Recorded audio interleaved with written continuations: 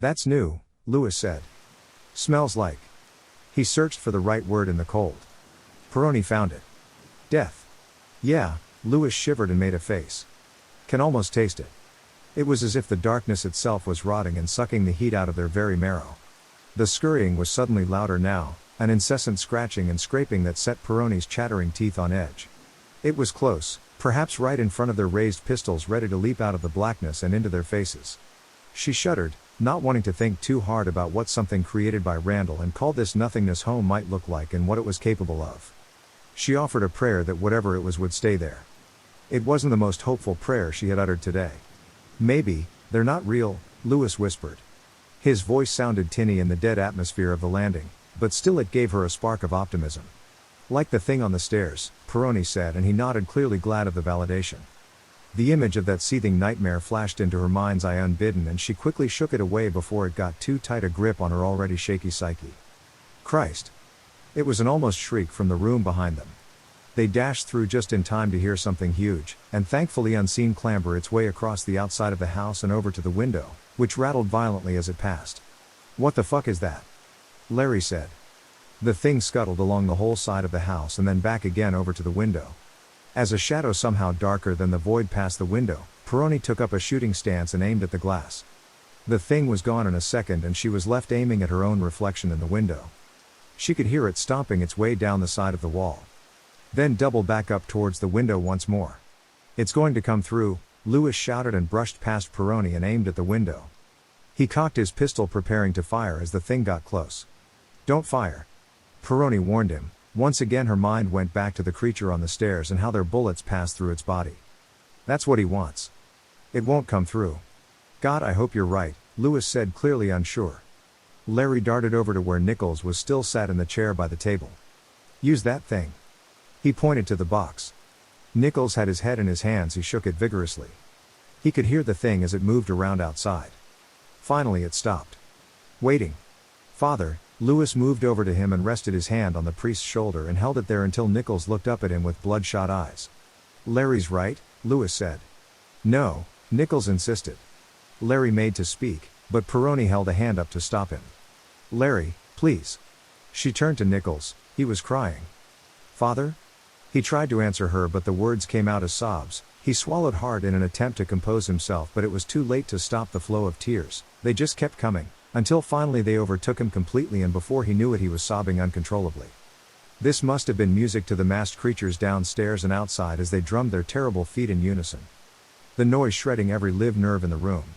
The collector and the demon sat together on the garden gate once more, their legs dangling off the ground as they enjoyed the devilish tattoo coming from the various creatures scaling the outside of the house. They smiled at the noise, music as it was to them, and exchanged a knowing look as the anguish radiating from inside swirled around them like a sweet aroma.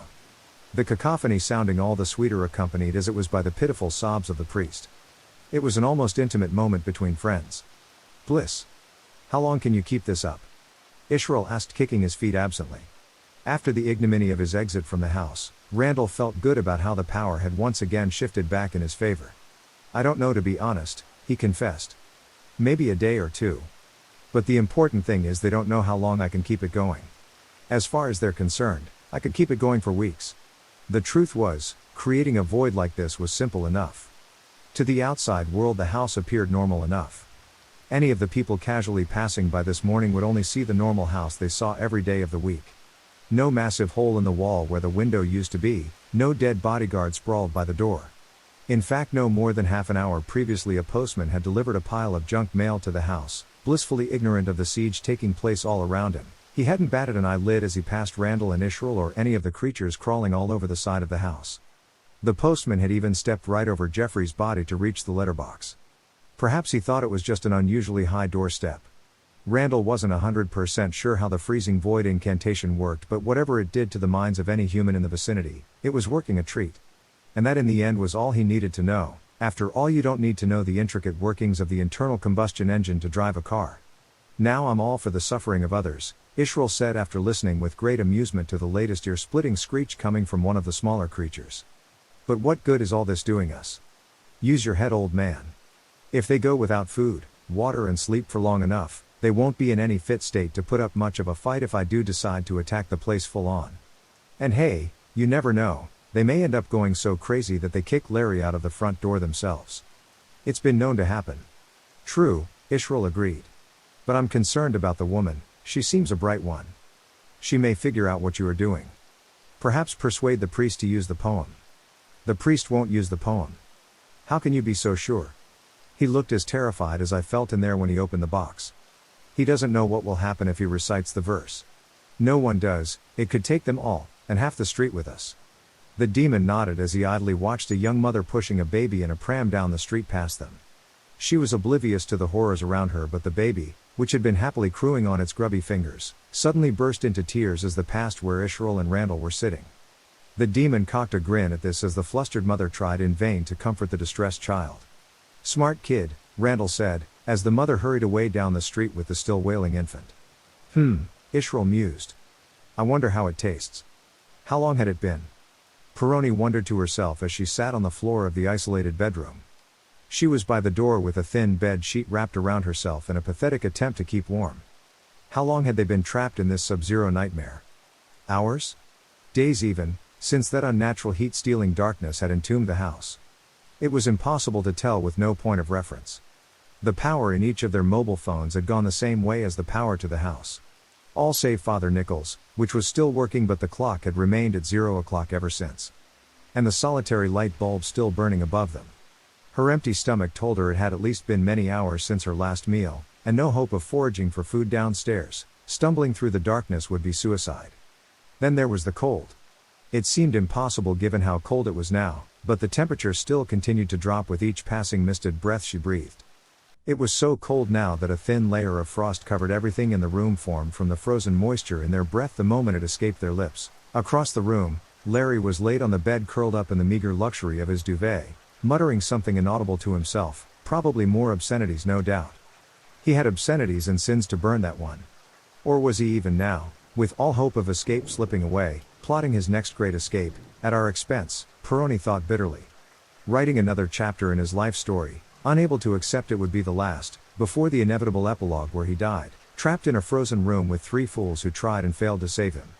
Lewis was on his feet again now, pacing the room trying to stay warm. His face, which had never been fleshy, was gaunt and pale. She could see the sinuses in his hollow cheeks tighten as he clenched and unclenched his jaw. She couldn't think where he got the energy to keep moving like that. She had long since used up any reserve she had herself, and even watching him as he began to stamp his feet and rub his arms made her head spin. She felt so detached from her body she feared she may just fade away altogether. Then there was Father Nichols. He was sitting on the chair by the table with a bath towel draped over his shoulders. Lewis had practically had to force him to take it to at least try and keep warm. The priest was just staring blankly at the blackness outside the window. The precious and as yet unused box was on his lap, where he gripped it so tightly the whites of his knuckles showed. He had barely moved in the past few hours, or days for all she knew, except to check his mobile phone, perhaps in the hope the Vatican cavalry would call and bring this misery to an end. She knew that chance was thin at best. They were lost, but then again maybe they always had been. This whole thing had a grim inevitability about it. The only real surprise was the manner of their defeat. Hordes of demons coming crashing through the wall, she could accept that. Going out all guns blazing as they were overwhelmed. But this? Starving to death, if they didn't freeze first? Such an ordinary way to die. Peroni took in the room and shivered. It wouldn't have looked out of place in some far-off Arctic research station instead of here in the middle of suburban England. She pulled the bed sheet tighter around herself and pulled her knees up under her chin. Being from southern Italy, Peroni had always thought the weather was bad in this country, especially at winter time, but this was ridiculous. This made her smile, which in turn made her chapped lips crack, and she tasted blood. She would have cried if she had the energy. Then Lewis spun on his heels to face her.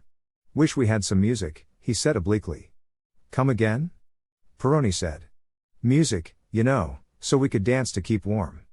She looked at him as if he were speaking Martian. "Christ."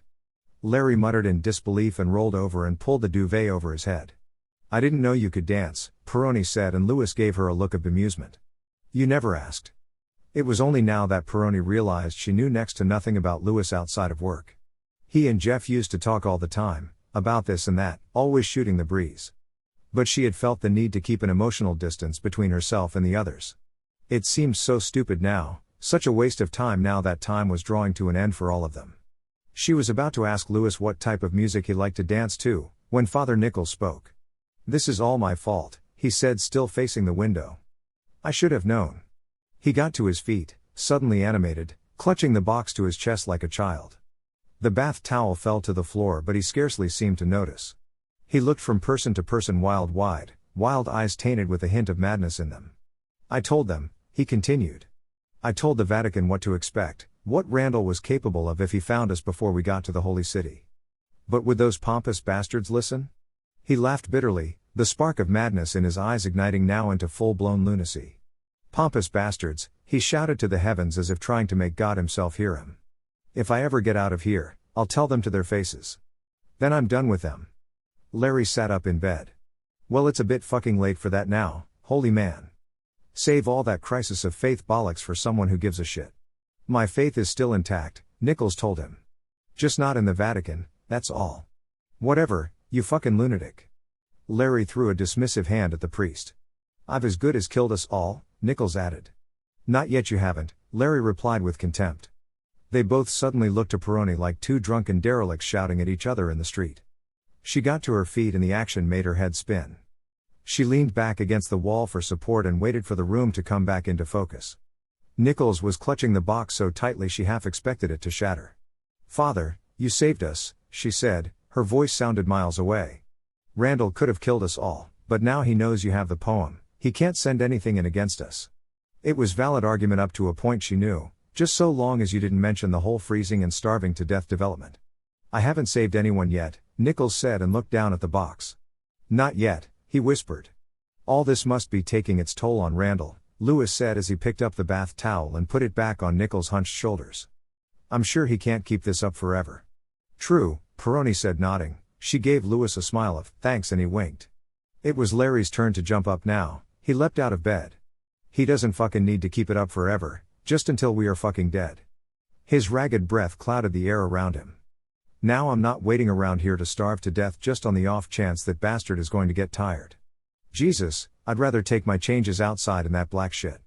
"Larry, come on, you wouldn't last 5 seconds," Peroni told him. "Yeah? Well, why don't you give me your gun and we'll soon find out, won't we?" he said. "That's not an option, Larry," she replied. "That would be just like handing you over to Randall." "Now that," Louis said with a sneer, "sounds like a plan." "Fuck you," Larry shouted. "Oh, yeah?" Louis took a step towards Larry. "Louis, back off," Peroni ordered, but Louis stood firm, eyeballing Larry, who also wasn't backing down. "Maybe he would then just let us go," Louis taunted. "After all, it's you he wants." Watching the confrontation, Nichols backed off slightly. Things were coming to a head, and the realization shook some sense back into his fatigued brain. Louis looked genuinely ready to throw Larry out of the window, and Nichols just couldn't blame him. Even with the best of intentions, Larry McCulloch was a nasty piece of work. He could see that now as the crook began shouting and swearing at Louis, a man he barely knew but one who had agreed to lay down his life for McCulloch even though he obviously hated the man. But Larry just didn't care about anything or anyone except how he could use them for his own selfish ends. Nichols' heart sank at the scene, at Larry. He had always believed everyone, no matter what their past deeds, deserved a chance at salvation. That was why they were all here, and now it just seemed so dangerously naive. He watched with growing despair as Larry leaned into Louis' face provocatively. "Yeah," Larry sneered. "You'd do that too, wouldn't you? Throw me to the fucking wolves at the first sign of trouble, just to save your own fucking skin." Peroni shook her head, exasperated. "Larry.